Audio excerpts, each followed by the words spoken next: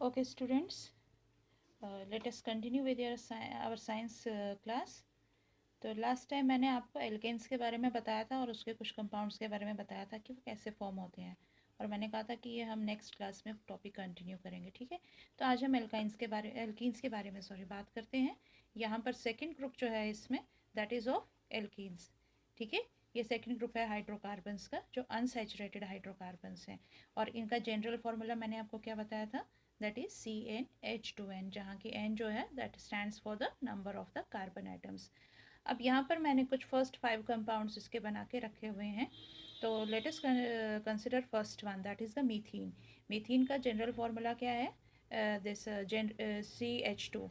ठीक है, that is the formula of the methane. जब हम general formula with N, that means the 1 number of the carbon atom इसमें हम put करते हैं तो वो क्या बन जाता है, CH2। और ये मैंने आपको बताया था कि ये एग्जिस्ट नहीं करता है, क्योंकि इसमें क्या होता है, with related to the 4 electrons in the carbon atom, सिर्फ 2 इलेक्ट्रॉन्स ही जो हैं हाइड्रोजन के साथ बॉन्डिंग में इन्वॉल्व होते हैं, जबकि इसके 2 इलेक्ट्रॉन्स जो हैं वो वैलेंट ऐसे ही रहते हैं।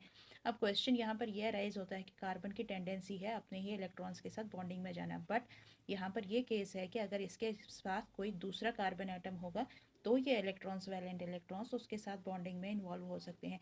अपने ही कार्बन आइटम में आपस में इलेक्ट्रॉन्स जो है वो बॉन्डिंग में कभी भी इन्वॉल्व नहीं होते हैं। यही रीज़न है कि ये जो फर्स्ट मेंबर है मीथेन, ये एग्जिस्ट नहीं करता है। तो इसमें एल्कीन्स में फर्स्ट मेंबर क्या है, ईथीन है। ईथीन का जनरल फार्मूला क्या है, ईथीन का मॉलिक्यूलर फार्मूला है C2H4, जो कि हमने जनरल फार्मूला से पुट किया है with N is equal to 2, जो मैंने आपको लास्ट क्लास में बताया था, है ना। एल्कीन्स और एल्काइंस में मैंने बताया था ना मेंबर्स कैसे फॉर्म होते हैं। अब हम यहाँ पर इसका स्ट्रक्चर देखते हैं, स्ट्रक्चरल फार्मूला उसी के बारे में हम डिस्कस कर रहे हैं ना, C2H4 के बारे में। तो देखिए बेटा, C2H4 का स्ट्रक्चर कैसे बनेगा, with 2 carbon atoms like this one, 1 electron and 1 electron, it has undergone the sharing, और ये यहाँ पर इसने बॉन्ड बना दिया। ठीक है, अब इसके पास, इस कार्बन आइटम के पास और 3 वैलेंस इलेक्ट्रॉन्स हैं like this one, 3 valence electrons हैं ना। सिमिलरली दिस कार्बन आइटम के पास भी अभी 3 वैलेंस इलेक्ट्रॉन्स हैं। अकॉर्डिंग टू फार्मूला हमारे पास कितने हाइड्रोजन आइटम्स हैं, 4 हाइड्रोजन आइटम्स हैं, एंड 2 फॉर ईच। तो हम यहाँ पर एक हाइड्रोजन इसके साथ बॉन्डिंग में इन्वॉल्व हो गया, ये कोवलेंट बॉन्ड बना दिया। यहाँ पर एक हाइड्रोजन इसके साथ बॉन्डिंग में इन्वॉल्व हो गया और ये कोवलेंट बॉन्ड बना दिया। ठीक है, CH2। सिमिलरली और 2 हाइड्रोजन आइटम्स जो होंगे, that is with the other carbon atom, यहाँ पर भी बॉन्डिंग में इन्वॉल्व होके ये हाइड्रोजन के साथ बना दिया, and another 1 hydrogen that is left over, इसके साथ बॉन्डिंग में इन्वॉल्व होके इसने यहाँ पर CH बना दिया। अब इस तरीके से अभी भी दोनों कार्बन एटम्स में एक एक इलेक्ट्रॉन जो है वो वैलेंट है, लेकिन अब अकॉर्डिंग टू मॉलिक्यूलर फार्मूला इसके पास और कोई हाइड्रोजन एटम नहीं है जो कि इसके साथ बॉन्डिंग में इन्वॉल्व हो। तो इस कंडीशन में क्या होगा, ये दोनों कार्बन एटम्स में अपनी चिलेटिंग टेंडेंसी के ज़रिए ये दोनों के दोनों इलेक्ट्रॉन्स जो हैं ये आपस में बॉन्डिंग में इन्वॉल्व हो सकते हैं, इन केस अगर इन्हें कोई और इलेक्ट्रॉन किसी और एलिमेंट या एटम का नहीं मिलता है। ठीक है, तो अब ये इलेक्ट्रॉन जो होगा यहाँ पर आकर इस तरीके से ऐसे आकर ये एक और बॉन्ड यहाँ पर डेवलप कर देंगे। तो इस तरीके से बिटवीन द कार्बन एटम्स कितने बॉन्ड्स बने, 2 कोवलेंट बॉन्ड बने ना। यानी कि इस प्रकार के जब 2 कोवलेंट बॉन्ड्स बनते हैं बिटवीन द 2 एटम्स, तो ये बॉन्ड कौन सा होता है, that is the double bond. और यही खासियत है कि एल्कीन्स में क्या होते हैं, डबल बॉन्ड प्रेजेंट होते हैं इन द कार्बन चेन। तो इस तरीके से अब अगर हम इसका स्ट्रक्चर देखेंगे कोलैबोरेट करके, this is the skeletal structure. अब इसका स्ट्रक्चरल फॉर्मूला कैसे बनेगा, दैट विल बी CH2 है ना, डबल बॉन्ड CH2। अब ये CH2 डबल बॉन्ड CH2 क्या है, दिस इज द ईथीन। आ गया ये समझ में। अब इसी तरीके से हम देखते हैं नेक्स्ट वन मेंबर क्या है, नेक्स्ट वन मेंबर है यहाँ पर प्रोपीन, और प्रोपीन का मॉलिक्यूलर फार्मूला क्या है, C3H6, यानी कि 3 carbon atoms and 6 hydrogen atoms. तो आइए बेटा देखते हैं अब हम इसमें ये किस तरीके से स्ट्रक्चर बनाता है, इसका स्ट्रक्चर, स्केलेटल स्ट्रक्चर सबसे पहले हम देख लेते हैं। तो बेटे जब आप लोग स्ट्रक्चरल फार्मूला पूछेंगे वहाँ पर तो आपने स्केलेटल स्ट्रक्चर्स नहीं बनाने हैं, ये सिर्फ आपके कंसेप्ट के लिए होते हैं, समझने के लिए, क्योंकि आपके फर्स्ट इनिशिएशन है अभी, तो कार्बन चेन्स फॉर्म कैसे होती हैं उनको समझने के लिए ये बनाते हैं। बाद में डायरेक्टली आपने ये तरीके के स्ट्रक्चरल फार्मूलाज बनाने होते हैं। ठीक है, या तो इलेक्ट्रॉन डॉट स्ट्रक्चर्स पूछते हैं जहाँ पर कि आपने डॉट्स के थ्रू उसको शो करना है, या यहाँ पर स्ट्रक्चरल फार्मूलाज पूछते हैं। तो अब बात करते हैं हम दिस प्रोपीन की। प्रोपीन का क्या है, 3 कार्बन एटम। सबसे पहले हम 3 कार्बन एटम्स इस तरीके से शो कर देंगे। तो यहाँ पर इसका मतलब है 2 इलेक्ट्रॉन्स बॉन्डिंग में, 2 इलेक्ट्रॉन्स बॉन्डिंग में। अब मैंने जैसे आपको पहले बताया था कि टर्मिनल कार्बन एटम्स के पास 3 इलेक्ट्रॉन्स वैलेंट होते हैं, है ना। Like this one. और मिडिल कार्बन एटम जो होगा, इसने अपने 2 इलेक्ट्रॉन्स बॉन्डिंग में शेयर कर लिए हैं, तो इसके पास सिर्फ 2 इलेक्ट्रॉन्स बचे हैं बॉन्डिंग में इन्वॉल्व होने के लिए। ओके, अब देखिए हाइड्रोजन एटम्स कितने हैं, 6 मॉलिक्यूलर फार्मूला में। तो हम हाइड्रोजन एटम सबसे पहले इसमें एडजस्ट कर लेंगे, लेकिन ये बात ध्यान रहे कि एल्कीन्स में डबल बॉन्ड बनेगा बिटवीन द 2 कार्बन एटम्स। वो इन 2 कार्बन एटम्स में भी बन सकता है या इन 2 कार्बन एटम्स में भी बन सकता है। तो इस सूरत में आपको बिटवीन दीज टू, अगर यहाँ पर डबल बॉन्ड बनाना है तो बिटवीन दीज 2 कार्बन एटम्स आपको ये 2 वैलेंस इलेक्ट्रॉन्स छोड़ने पड़ेंगे, या यहाँ पर डबल बॉन्ड बनाना है तो बिटवीन दीज 2 इलेक्ट्रॉन्स आपको ये दीज 2 कार्बन एटम्स ये इलेक्ट्रॉन्स आपको छोड़ने पड़ेंगे। तो उसके अकॉर्डिंग आपने हाइड्रोजन एटम्स की एडजस्टमेंट कर लीजिए, ठीक है। Like this one, 1 hydrogen here, then 1 hydrogen here, 1 hydrogen here, how many, 3 4 5। Okay, now this is your choice, या यहाँ पर या यहाँ पर, मिडिल में नहीं, क्योंकि अगर आप सेंटर में कार्बन एटम पर हाइड्रोजन, आप क्वेश्चन पूछेंगे कि यहाँ पर भी तो हम एडजस्ट कर सकते हैं और इन 2 को हम छोड़ सकते हैं। देखिए between these 2 carbon atoms they are separated by the central carbon atom, है ना, तो दे आर फार अपार्ट, और यहाँ से इतनी दूरी से इन 2 इलेक्ट्रॉन्स के लिए पॉसिबिलिटी नहीं है कि वो आपस में आकर जुड़कर बॉन्ड बना सके। बॉन्ड जो होता है वो हमेशा बिटवीन द एडजेसेंट ही बनता है, ठीक है। इसलिए या तो ये 2 कार्बन एटम्स बॉन्ड बनाएंगे या ये 2 कार्बन एटम्स, तो दैट इज़ योर चॉइस। तो अब इस तरीके से मान लीजिए हमने यहाँ पर बिटवीन दिस हाइड्रोजन एटम के साथ में बॉन्ड बना दिया, तो अब ये इलेक्ट्रॉन और ये इलेक्ट्रॉन वैलेंट रह गया ना, तो इस तरीके से ये इलेक्ट्रॉन और ये इलेक्ट्रॉन आकर आपस में बॉन्डिंग में इन्वॉल्व हो जाएगा, शेयर करेंगे ना, तो बॉन्डिंग में इन्वॉल्व हो जाएंगे और between these 2 carbon atoms double bond बन गया। अब इसके अकॉर्डिंग इसको फॉर्मूला दे दीजिए, किस तरीके से इसका स्ट्रक्चर बनेगा, this is CH2, okay, like this one, CH2 double bond. अब यहाँ पर कितना है, C एंड H, तो CH, देन सिंगल बॉन्ड है, देन C विथ H3, तो आप लिखेंगे CH3, CH2 double bond CH3, या आप इस तरीके से लिख सकते हो, अगर ये डबल बॉन्ड यहाँ पर होता तो आप कैसे लिखते, CH3 single bond CH double bond CH2, इस तरीके से आपका बनता है, ठीक है। तो ये this is the structural formula of what, structural formula of propene. क्यों प्रोपीन का, क्योंकि 1 2 एंड 3 कार्बन एटम्स है, ये आगे समझ में। अब देखिए इसी तरीके से हम नेक्स्ट देखते हैं विद ब्यूटीन। पेंटीन का आप लोग घर पे खुद ट्राई करेंगे, ब्यूटीन का मैं बता देती हूँ, एक जो है कंपाउंड वो मैं आपके लिए छोड़ देती हूँ, carbon compound, that is pentene, try that yourself. अब हम ब्यूटीन के बारे में डिस्कस करते हैं, क्या इसका molecule, this one is the second one, then C4H8, this is the molecular formula of butene, ठीक है। तो with for the 4 carbon atoms there are the 8 hydrogen atoms. तो यही टेक्निक अप्लाई करते हुए सबसे पहले 1 2 3 and 4 carbon atoms, got the concept clear. अब हमारे पास टर्मिनल्स के लिए 123 electrons it has, while these carbon atoms in the center they are having only 2 electrons, ठीक है। और 8 हाइड्रोजन एटम्स हैं, हमें ये पता है कोई भी 2 एडजेसेंट कार्बन एटम्स के लिए हमने 2 इलेक्ट्रॉन्स वैलेंट छोड़ने हैं जहाँ पर डबल बॉन्ड बनेगा, that can be here, that can be here, that can be here, but most valid is अगर आप सेंट्रल वाला ले लेते हैं, ठीक है, या आप टर्मिनल वाला ले लीजिए, दैट डजंट मैटर। तो अब हम इसके अकॉर्डिंग हाइड्रोजन एटम से एडजस्ट करेंगे, 1 here, 1 here, 1 here, how many, 1 2 3 4 5 6, ठीक है, यहाँ पे ले लीजिए एक 7 and 8, okay, like this one, CH3 CH2 CH CH2, okay. तो ये इलेक्ट्रॉन्स दोनों आपस में आके यहाँ पर डबल बॉन्ड बना देंगे, ठीक है ना। तो इस तरीके से अब ये स्ट्रक्चर क्या बनेगा इसका जरा देखिए ध्यान से, यहाँ पर थोड़ी सी स्पेस है, इसी में शो कर देती हूँ। तो ये बन जाएगा for the first one carbon atom CH3, तो हम क्या लिखेंगे CH3, फिर उसके बाद क्या है सिंगल बॉन्ड, फिर क्या है C एंड H2, है ना, CH2 लिख देंगे, फिर सिंगल बॉन्ड है, फिर CH, for this carbon atom only CH, फिर क्या है डबल बॉन्ड है, हम डबल बॉन्ड से शो कर देंगे, एंड फिर the last one carbon atom क्या है CH2, ओके।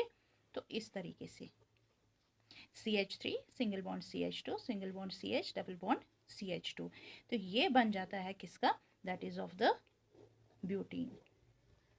या आप यहाँ पर अगर डबल बॉन्ड लगाएंगे तो ये टर्मिनल कार्बन एटम पे CH3 बनेगा। वो भी मैं आपको बता देती हूँ किस तरीके से।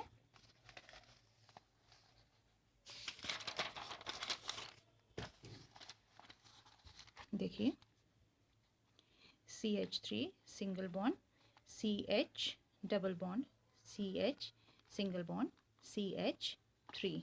ठीक है, कितने कार्बन एटम्स हैं? 1 2 3 एंड 4। एंड हाइड्रोजन एटम्स कितने होने चाहिए? 8। 3 एंड 1 4 एंड 1 5 एंड 3 8। ठीक है, तो मॉलिक्यूलर फॉर्मूला तो हमारा डिस्टर्ब नहीं ना हुआ, और डबल बॉन्ड भी एग्जिस्ट कर रहा है इन द कार्बन चेन। तो CH3 single bond CH, double bond CH, single bond CH3, this is also butene. But only what happens, where does the difference lie? Difference lies कि किन दो carbon atoms के बीच में double bond present है। Previous case में मैंने आपको दिखाया था between the first and the second carbon atom, और इस केस में between the second and the third carbon atom. तो नंबरिंग हम करेंगे 1 2 3 एंड 4 लाइक दिस वन। अब इसमें हम यहाँ से भी नंबरिंग कर सकते हैं, यहाँ से भी कर सकते हैं, क्योंकि सेंटर में प्रेजेंट है, तो इट डज नॉट अल्टर 1 2 3 4 और 1 2 3 4।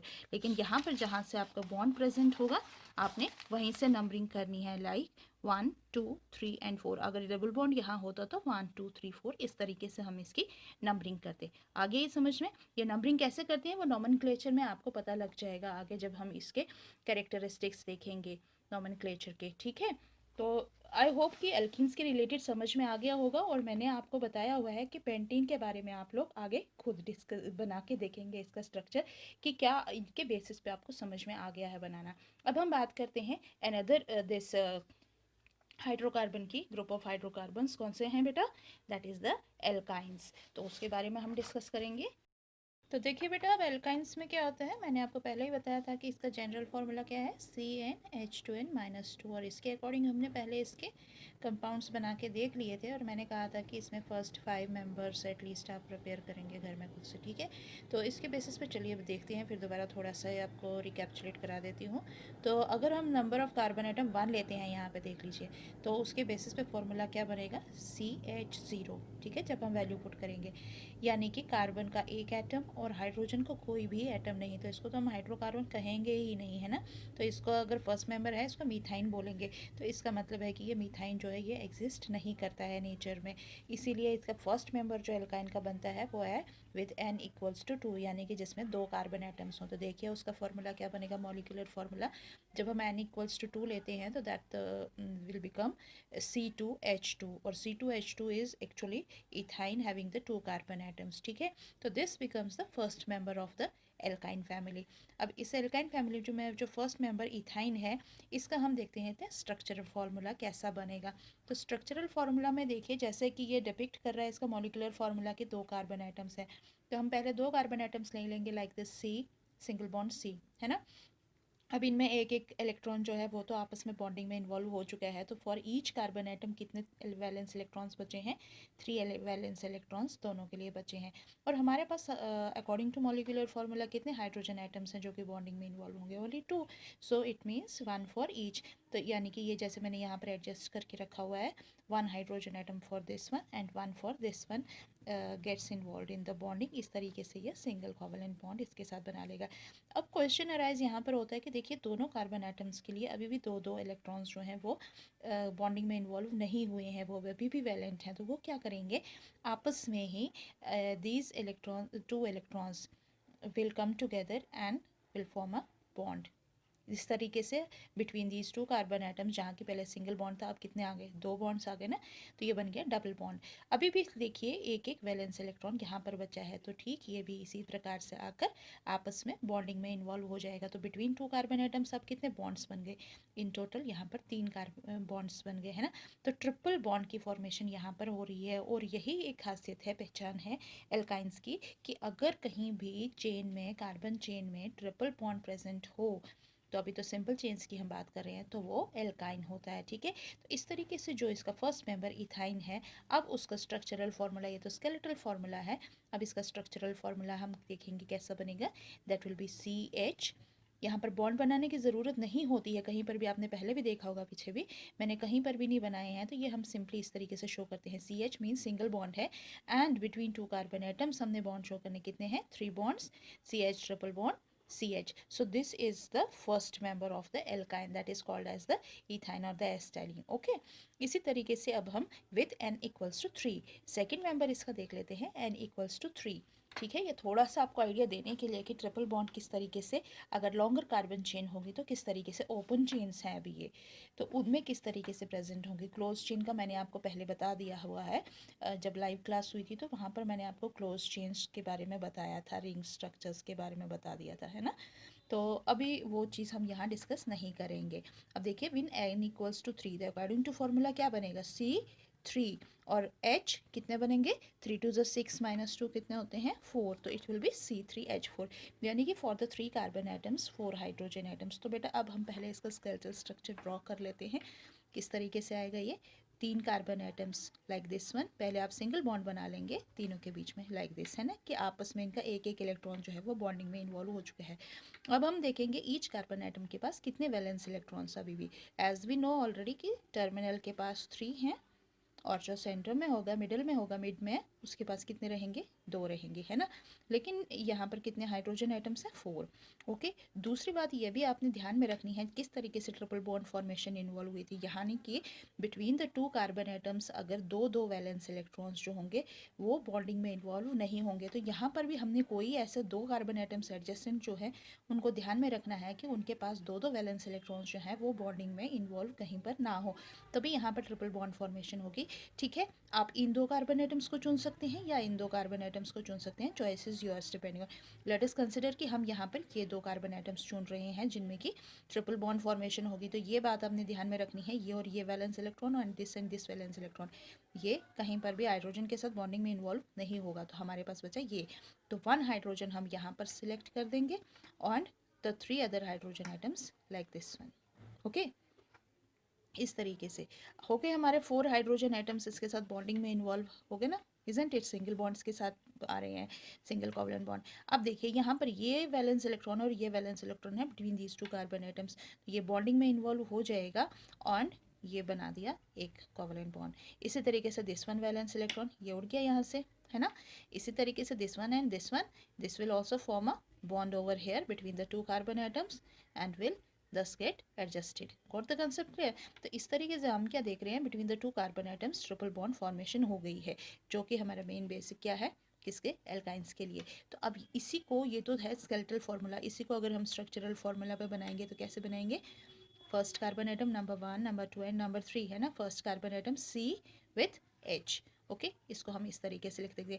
इट डजेंट मैटर मैंने HC लिखा है, हम पढ़ते हैं इसको CH हैं, ठीक है। आप HC लिखिए या पहले कार्बन एंड देन हाइड्रोजन लिखिए, डजेंट मैटर, बट बेटर ये रहता है कि हम इस तरीके से लिखें H एंड C करके। क्यों, क्योंकि यहाँ पर क्लियर हो जाती है कि बॉन्डिंग जो है that is between carbon and carbon, not hydrogen and carbon. If you right CH, what does that mean? That means that the bonding is between the hydrogen and the carbon, तो triple bond hydrogen के साथ that is not possible, isn't it? इस तरीके से हम start में जब लिखते हैं तो हम HC करके लिखते हैं, आगे हम किसी भी तरीके से लिख सकते हैं। तो ट्रिपल बॉन्ड देन C, ध्यान रहे यहाँ पर कार्बन के साथ कोई भी हाइड्रोजन एटम नहीं है, तो ये C ही रहेगा। देन सिंगल बॉन्ड है ना, और इस कार्बन के साथ में 1 2 एंड 3 हाइड्रोजन एटम्स हैं, तो CH3। तो what does it mean, CH triple bond C single bond CH3 with how many carbon atoms, 1 2 and 3, और के चेन में अगर 3 कार्बन एटम्स हैं तो this one is which one, propane से हुआ है ना, तो प्रोप एन किसको रिप्लेस कर देगा, एन को क्या रिप्लेस करेगा, आइन, तो ये बन जाएगा प्रोपाइन। आगे समझ में, आई होप अगर आपको n with 4 and n with 5 दे दिया जाए तो यानी कि ब्यूटाइन पेंटाइन, तो आप आई होप कि आप इसी तरीके से स्ट्रक्चर उसका ड्रॉ कर सकते हैं। ट्राई करके देखिए, अगर कहीं पर परेशानी आती है तो आप मुझे क्लास में पूछ सकते हैं। तो ये बेटा आपका जो सैचुरेटेड और अनसैचुरेटेड हाइड्रोकार्बन्स का कार्बन कंपाउंड्स के बारे में मैंने बताया था, ये आपकी टेक्स्ट बुक का टॉपिक जो है 8.2.1 8.2.2, जहाँ पर चेन्स हैं, ब्रांचेस हैं, रिंग्स हैं, उनके बारे में ये टॉपिक सारा कवर करता है। तो आप अपनी बुक में इसको रीड करेंगे। Okay, again I am repeating, topic is 8.2.1, 8.2.2। अब हम बात करते हैं एक और बात की आगे। नेक्स्ट टॉपिक को डिस्कस करने से पहले हमारे लिए ये चीज़ जानना बहुत ज़रूरी है, एक और बात है, दैट इज़ एल्काइल ग्रुप। ये हमें इन चेन्स को बनाने में बहुत मदद करता है। देखिए एल्काइल ग्रुप क्या होता है। अब देखिए एल्काइल ग्रुप जो है ये मीथेन से ओरिजिनेट हुआ है। मीथेन का फॉर्मूला है CH4, ठीक है। अब इसमें से अगर एक हाइड्रोजन एलिमिनेट हो जाए तो वो बन जाएगा CH3 by elimination of one atom of hydrogen from the methane that will give rise to a group that is called as the methyl group, ठीक है। एल्काइल ग्रुप ये बन जाता है CH3। और इसी तरीके से इस एल्काइल ग्रुप में काफ़ी सारे इसके फंक्शनल ग्रुप्स हैं जो कि इनका जनरल फॉर्मूला रहता है CnH2n+1, ठीक है। क्योंकि एल्केन से डेवलप हुआ है ना, methane is an alkane, alkane से डेवलप हुआ है ना। एल्केन्स की फॉर्मूला है CnH2n+2, लेकिन एल्काइल ग्रुप के लिए फॉर्मूला बन जाती है CnH2n+1। तो इस बात को आप ध्यान में रख लेंगे। अभी तो आपको इतना डिटेल में नहीं जाना है, सिंपल चेंज करनी है, लेकिन ये आगे आपके बहुत काम आने वाला है। और यहाँ पर भी इतनी जानकारी तो होनी चाहिए अगर हम कार्बन कंपाउंड्स के बारे में पढ़ रहे हैं। तो this is a functional group, the methyl group. अब इसी के बेसिस पे देख लेते हैं, यहाँ पर है विद n=1, यानी कि जब कार्बन 1 होगा तो C1H2 × 1+1 कितना होता है 3, ठीक है। इसी तरीके से अगर हम लेंगे n=2 तो नेक्स्ट ये तो हो गया मिथाइल, मीथेन से एन को रिप्लेस कर देता है YL आइल एल्काइल ग्रुप का, ठीक है। इसी तरीके से विद n=2 तो क्या बनेगा C2H, 2 2 ज़ा 4 + 1 कितना होता है 5, C2H5। तो ये कौन सा ग्रुप बनेगा बेटा, ये बनेगा इथेन, इथेन से डेवलप हुआ है ना तो इथाइल बनेगा ये, ठीक है। तो इस तरीके से इसको हम C2H5 भी लिख सकते हैं, या हम इस तरीके से CH3CH2 भी लिख सकते हैं, ओके। विद n=3, मैं थोड़े ही 2-3 ही बता रही हूँ यहाँ पर। विद n=3 तो फॉर्मूला में रिप्लेस कर देंगे आप इसको C3, 2 3 ज़ा 6 + 1 7, यानी कि C3H8 है ना प्रोपेन, 1 हाइड्रोजन खत्म हो जाएगा तो C3H7। तो इसको हम किस तरीके से लिख सकते हैं, CH3 single bond CH2 single bond CH2, ठीक है।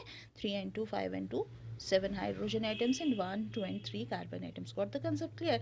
तो अब ये कौन सा होगा यहाँ पर फंक्शनल ग्रुप, ये प्रोपेन से ओरिजिनेट हुआ है तो ये प्रोप एंड एन को YL रिप्लेस कर देगा तो so this will be propyl, similarly the others also. तो ये तो थी जानकारी आपकी एल्काइल ग्रुप्स के बारे में, ठीक है। अब हम इसका नेक्स्ट टॉपिक जो मैं आपको कवर करवाऊंगी that is topic 8.2.3, 8.2.4 of your book that is the homologous series, ठीक है। तो अब हम होमोलॉगस सीरीज के बारे में बात करेंगे कि ये सीरीज होती क्या है। तो सबसे पहले हम इसके बारे में जानकारी ले लेते हैं। होमोलॉगस सीरीज जो होती हैं सिंपली होमोलोगस, GOUS, ठीक है। होमोलोगस सीरीज, बेटे ध्यान से इसे सुनेंगे। होमोलोगस सीरीज क्या होती हैं, ये A group of, homo means similar, logos means study, ठीक है। Organic compound, similar organic compounds की स्टडी के बारे में। ग्रुप ऑफ होमोलॉगस यानी कि जो सिमिलर ग्रुप बियर कर रहे हैं, होमोलॉगस ऑर्गेनिक कंपाउंड्स, ओके। एक ऐसा ग्रुप सिमिलर ऑर्गेनिक कंपाउंड्स का जिनका कि सिमिलर स्ट्रक्चर होगा, those are the similar structure and the similar chemical properties, okay, similar chemical properties, ठीक है। यानी कि एक ग्रुप ऐसा सेम ऑर्गेनिक कंपाउंड्स का जिनका कि फंक्शनल ग्रुप सेम है, स्ट्रक्चर सिमिलर रहता है और उनकी प्रॉपर्टीज़ भी सिमिलर रहती हैं, लेकिन ये सिर्फ वेरिएट करते हैं। इट डजेंट मीन कि अगर सिमिलर स्ट्रक्चर है तो सभी ऑर्गेनिक कंपाउंड्स का मॉलिक्यूलर फार्मूला सेम होगा, no.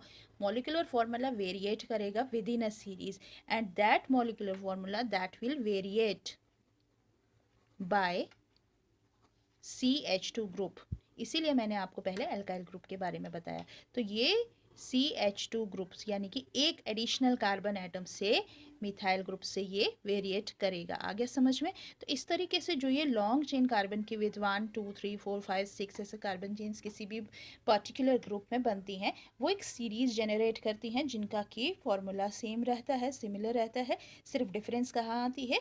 Bye means of the single CH2 group, और जबकि उनकी प्रॉपर्टीज़, केमिकल प्रॉपर्टीज़ आपस में सिमिलर रहती हैं। तो बेटे ये बात आप ध्यान में रख लेंगे। और इसी होमोलॉगस सीरीज़ के बारे में हम आगे स्टडी करेंगे, कुछ कंपाउंड्स के बारे में, कुछ फंक्शनल ग्रुप्स के बारे में। लेकिन इससे पहले मैं आपको एक जानकारी दे दूं, किसके बारे में? आइसोमर्स के बारे में। तो इसके बाद में मैं आपको ये होमोलॉगस सीरीज़ के बारे में बताऊँगी, ठीक है? तो या पहले आप इनकी प्रॉपर्टीज़ जो है होमोलॉगस सीरीज़ की, उनके बारे में, कैरेक्टरिस्टिक्स जो है उनके बारे में हम डिस्कस कर लेते हैं थोड़ा सा, क्योंकि ये बाद में नहीं तो टॉपिक ही अलग हो जाएगा। तो अब अगर हम इनकी कैरेक्टरिस्टिक्स देखते हैं तो इसके बेसिस पे हम ये कहते हैं कि जितने भी मेंबर्स हैं होमोलॉगस सीरीज़ के, उनका सेम जनरल फार्मूला रहता है। दूसरा कैरेक्टरिस्टिक इसका ये रहता है कि कोई भी दो एडजेसेंट कार्बन एटम्स जो हैं वो डिफ़र करते हैं, या दो एडजेसेंट्स उसमें जो होते हैं मेंबर्स वो डिफ़र करते हैं by 1 carbon atom and 2 hydrogen atoms, ठीक है। इसी तरीके से एक और खासियत इसकी है कि जितने भी कंपाउंड्स होते हैं इस सीरीज़ में, वो सभी के सब सिमिलर केमिकल प्रॉपर्टीज़ शो करते हैं। इसी के साथ एक और प्रॉपर्टी है इनके अलावा, वो ये है कि जो मेंबर्स होते हैं इन सीरीज़ के, वो शो करते हैं चेंज किस में? केमिकल प्रॉपर्टीज सिमिलर रहती हैं, लेकिन उनकी फिजिकल प्रॉपर्टीज़ जो होती हैं उनमें वो स्लाइट वेरिएशंस या चेंजेस शो करते हैं, ठीक है। तो वी कैन नॉट से कि फिजिकल और केमिकल प्रॉपर्टीज सिमिलर रहती हैं। याद रहेगा कि केमिकल प्रॉपर्टीज़ तो सेम रहती हैं, लेकिन फिजिकल प्रॉपर्टीज़ में चेंजेस आती हैं। ऐसा क्यों आती हैं चेंजेस? क्योंकि उनका मॉलिक्यूलर मास जैसे जैसे चेन में 1 कार्बन एटम ऐड होता जाता है और 2 हाइड्रोजन एटम्स ऐड होते जाते हैं, तो उनका मॉलिक्यूलर मास भी इंक्रीज होता जाता है। और जब उनका मॉलिक्यूलर मास इंक्रीज होगा तो उनकी फिजिकल प्रॉपर्टीज जो होंगी वो भी वेरिएट करेंगी, उनमें भी चेंजेस आएंगे। तो बच्चों यहाँ तक समझ में आ गया?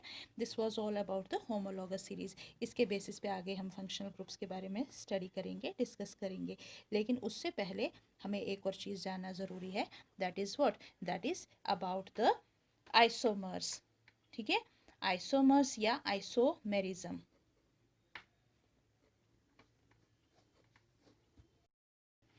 तो बेटा आइसोमर्स को जानने के लिए सबसे पहले आइसोमेरिज्म के फेनोमेनन को जानना जरूरी है कि व्हाट इज द आइसोमेरिज्म।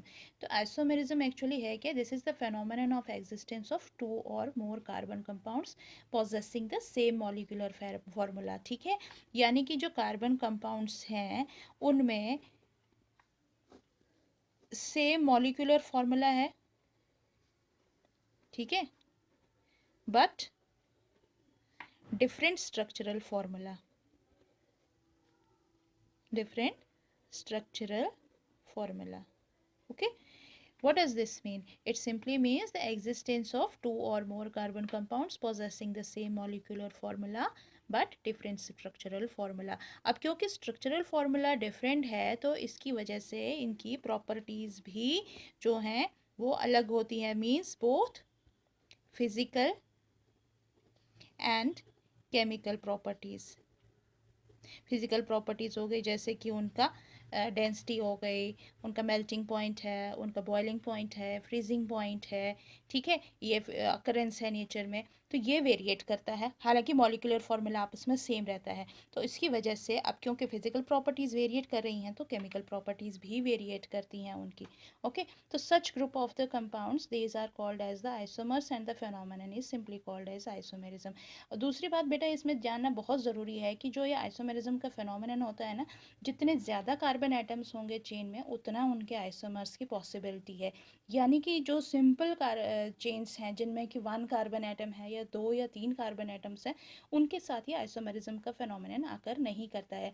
यानी कि स्टार्ट कहाँ से होता है? व्हेन चेन में 4 कार्बन एटम्स हों, यानी कि जिस चेन में 4 कार्बन एटम्स हो। तो सिंपली हम अंदाजे से लगा ही सकते हैं कि ब्यूटेन से स्टार्ट होते हैं आइसोमेरिज्म का फेनोमेनन। और जैसे जैसे कार्बन नंबर एटम्स बढ़ते जाएंगे चेन में, यानी कि ब्यूटेन के बाद आगे के कंपाउंड्स बढ़ते जाएंगे, तो उनके ज़्यादा से ज़्यादा पॉसिबिलिटीज़ हैं आइसोमर्स की फॉर्मेशन की।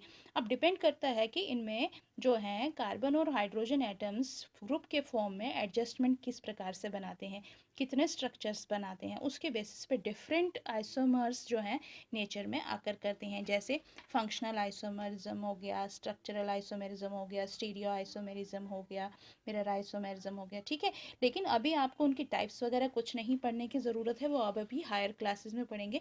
यहाँ हम सिंपली स्ट्रक्चरल फार्मूलाज के बेसिस पे डिस्कस कर रहे हैं, तो हम स्ट्रक्चरल आइसोमर्स देखेंगे। और आपके सिलेबस में जो है यहाँ पर सिर्फ 2 कंपाउंड्स के साथ आइसोमेरिज्म के फेनोमेनन को समझने की ज़रूरत है। तो पहला जो कंपाउंड है यहाँ पर जिसके साथ कार्बन कंपाउंड है, जिसके साथ में कि हम इस आइसोमेरिज्म के फेनोमेनन को समझने की कोशिश करेंगे, दैट इज़ द ब्यूटेन। ठीक है, तो ब्यूटेन का मॉलिक्यूलर फॉर्मूला क्या है, दैट इज़ द C4H10, यानी कि 4 carbon atoms and the 10 hydrogen atoms. Okay, अब इसके बेसिस पे हम देखेंगे कि इसके कितने स्ट्रक्चर बनते हैं।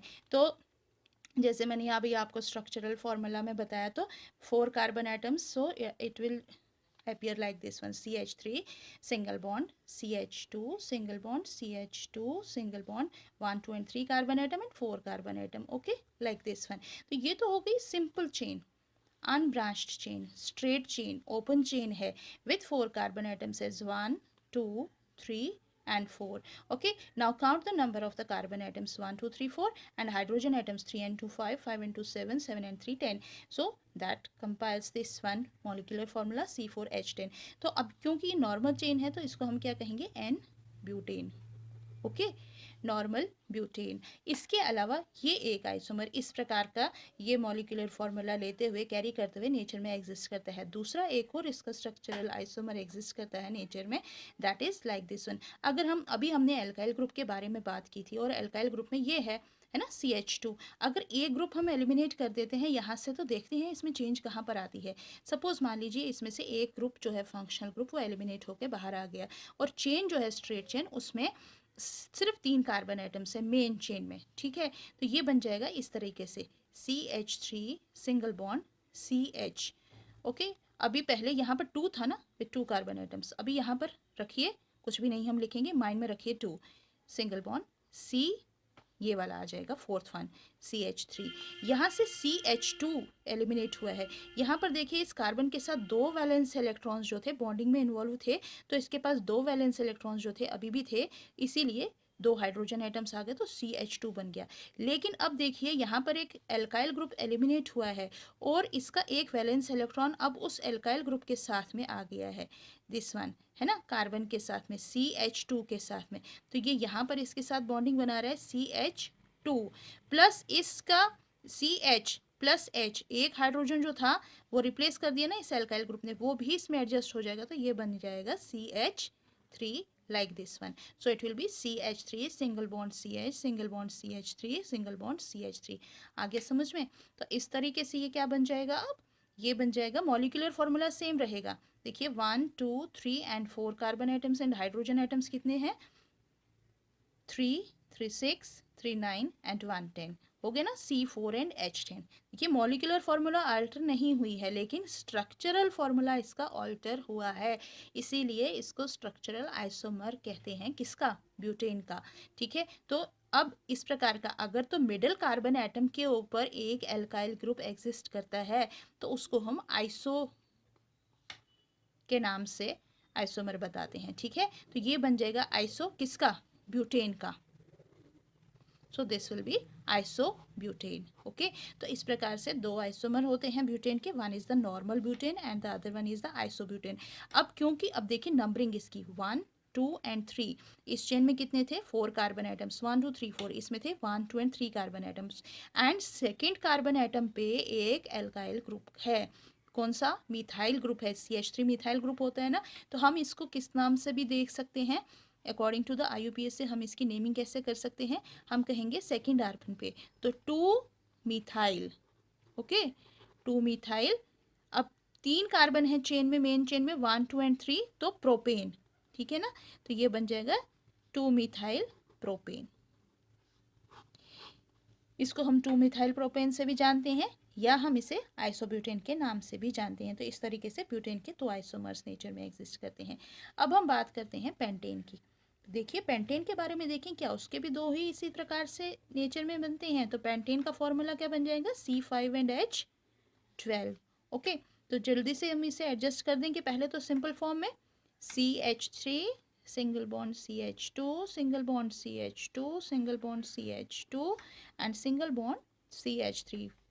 1 2 3 4 and 5 carbon atoms and 3 and 2 5 and 2 7 and 2 9 and 3 12।